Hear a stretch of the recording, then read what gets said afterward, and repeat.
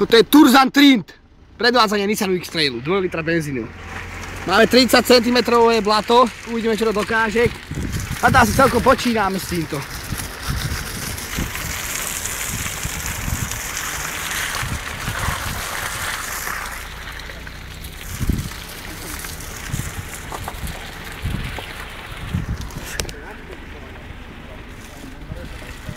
Túto írskú oblasť mám veľmi rád. Pomaličky, lebo kameraman nám tu má plné ústa.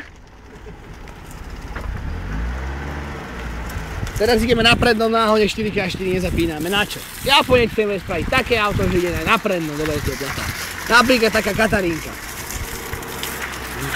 Na to sa nám zdvíha. 140 koní si celkom dobre počína s týmto blatom. Ale čo taká Toyota Land Cruiser? Nemusí byť zlá, uvidíte testy na budúci týždeň. Zále sa venujem tomuto Nissanu. Dali sme si najkvalitnejšie gumy, ale gumy sú čisto robené do cesty, takže uvidím, ako sa s tým vysporáda. Keď nie, stále máme zálohe John Deere X13. Stojíme. Neviem síce prečo, cúvajme.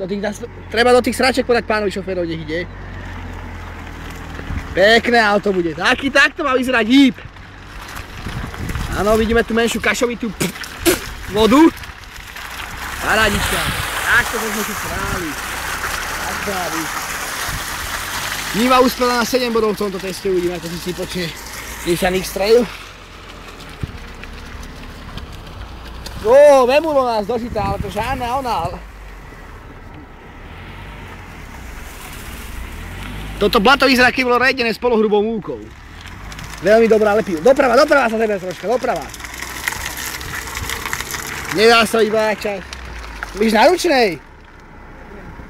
Čo? To koleso je zablokované.